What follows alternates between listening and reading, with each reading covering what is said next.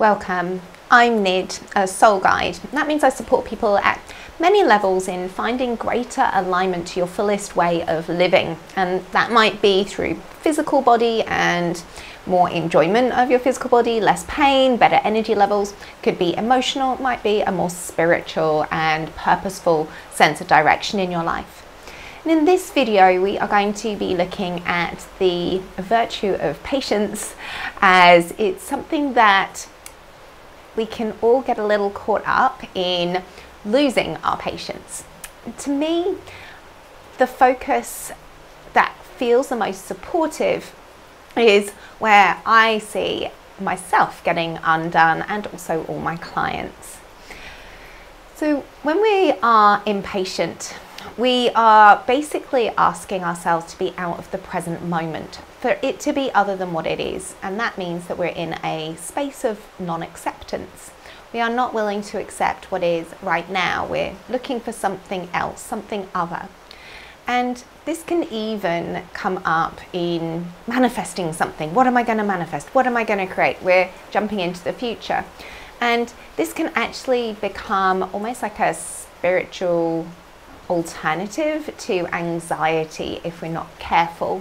So we want to make sure that when we are exploring how we can shift out of being impatient, that we're not just transferring it into another way of being impatient. And in other words, that we're still finding a way not to be in the present moment.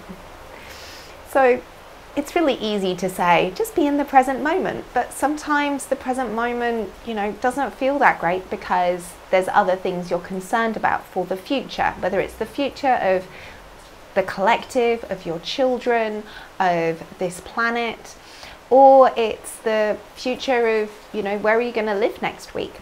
There's so many reasons as to why we can be concerned that what we need may not be present at the time when that need arises. And so we get into this impatience, wanting something to come faster than when it's really necessary and appropriate for it to happen. And you might say to me, yeah, but I need it now, but the universe doesn't think you need it. And so that's a sign that it's an impatience, because you're asking for something to be here in the present moment that isn't. And so if it's not here right now, there is an element which we need to accept, which is that we don't need it right now. And if we are going to need it, it will be served to us at the time that it is needed. But what I really enjoy doing is offering up more practical ways in which you can handle the more existential feelings that come through us, because impatience essentially is an existential feeling around time and not being connected to the timelessness that is really our true nature. Now that can take you a bit too far out, and we do have to live in time, and we do show up and do things at certain times, and so we experience a reality of linear time from being young to being old, and we need to find a way to handle that at an emotional level and a mental level as well. The place that I found accessed my ability to become more patient was using the right side of my brain. Now this is our side of the brain that's a little bit more connected with relations, moving points, timelessness, that more expansive, creative, expressive outlet. And a really beautiful way of working with the right side of the brain is to start to work with those more creative ways in which we receive or express ourselves. And it may be through sense feeling of energy shifting, it could be through visuals, through signs and symbols and shapes and color, or it might be through other senses like smell. And so utilizing these more sense feeling approaches can start to open up that right side of the brain and help us to release some of that impatience. But the reality is, you're probably saying, yeah, but how do I really train the right side of my brain? Because most of us in the Western world and most of the world are trained in education in a very logical way. We have a very linear step-by-step process that is like, this is where I start, that's my goal, and what are the steps I'm going to take to get to my goal. And that works in a very left brain way, but the right brain's not really interested in that. The right brain is like, oh, but what else could exist out there? What else could be an opportunity? What else might be a better outcome than that linear stepping stone that could bring in something even more awesome? So the right brain is about pausing.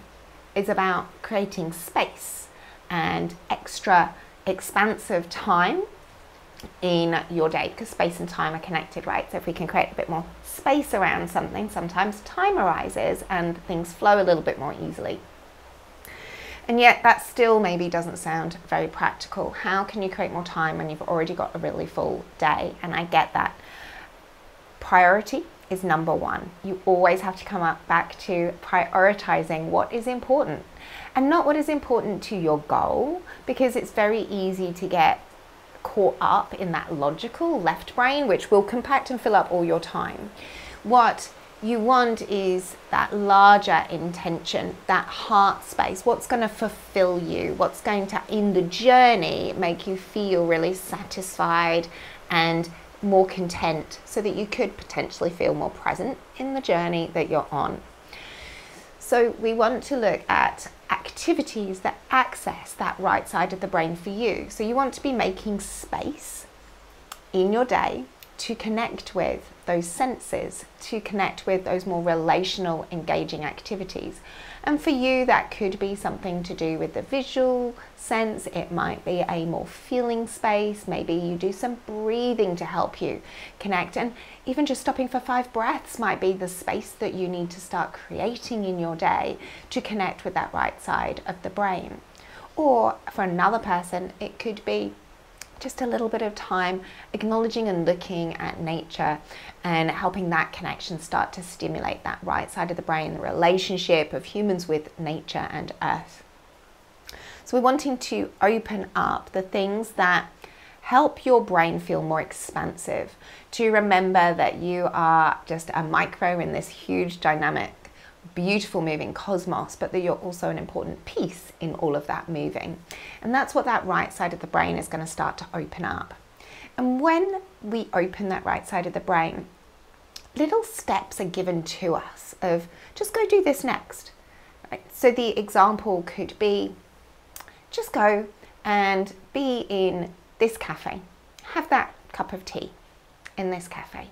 And so you go to the cafe and you're thinking, I don't know why I'm here, this is a bit out of the way, this is a bit bizarre, like I could be doing something else. But then you meet someone and you get chatting, and that person ends up to be really formative in your next steps of what's going to unfold in your life. And this is how that right side of the brain is opening you up and giving you the next step, because you actually only ever need the next step.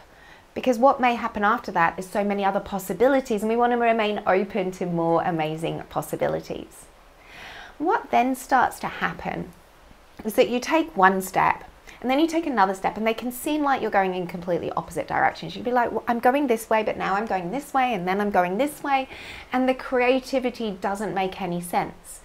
If we are creating maybe something like a book, you know, the chapters may not arrive, you may not write them in the order of the story. It may be that there's characters that appear who are later in the story, and then other characters appear who are earlier in the story later in your timeline in creating that story and that book.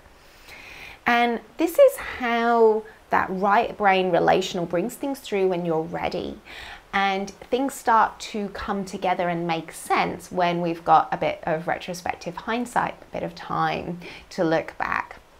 And so the invitation here is to really open up and access all of your brain, not just this left side that we're taught about in school of how to think, how to set intentions, how to create goals in our lives and master things, but set that aside and allow this creativity, this relational, spacious part of your brain to bring little ideas, little inspirational moments, little nudges here and there of where you should go, so that you can just take that one step and see what unfolds, and then another step. And this is how the magic of life happens. And when you're in that magic and you're following those nudges, a lot of the anxiety starts to wash away. A lot of that impatience of wanting to be somewhere else is gone because you're satiating the whole of your brain, the whole of you. And I would love to invite you to a really beautiful way to train your right brain. And that is through the Awaken Your Light Body. This is a specific meditation technique, and it's a series of techniques that we move through experientially. And there's very little words that can really explain it because it is experiential of the right brain at a very, very high level. And you're going to be developing that side of your brain, which will open up many things for healing and many things that may be transformed in your life, so that you will have that greater trust and connection with your intuition, that greater full capacity of using left and right. And the change in events, the way in which you navigate the changes in your life will begin to unfold in such a beautiful way. And then one day you turn around and you realize, I'm patient. And I'm okay with where I'm at, and I'm enjoying what's happening and what's unfolding. And I may have a sense of where I'd like to go because that's my intention of where I'd like to see things unfold. But I also know that I'll be going through those steps, that my right brain will pick up and know where to take me. And if you're someone who already uses a lot of intuition, this is going to further ground that into a very embodied way of living, really cohesively integrating and opening up the two sides of the brain. Because we quite often work in a very grounded way with our mindfulness and meditation techniques to really anchor and be present in our feelings and in our body. But with our light body meditation, we are accessing a much bigger field of cosmic energy. And so you can bring in this amazing consciousness that you can then actually integrate with your left side brain, and you can start to really be that person that creates that ripple change in the world through the way that you are in your being. So if this is starting to resonate, have a little touch of flutter in your heart, then have a look and check out the Awaken Your Light Body course that I will be running. It is a powerful and beautiful way to really awaken all of who you are in this lifetime. And that will be the greatest gift that you can give to anyone else, is to be the fullest you.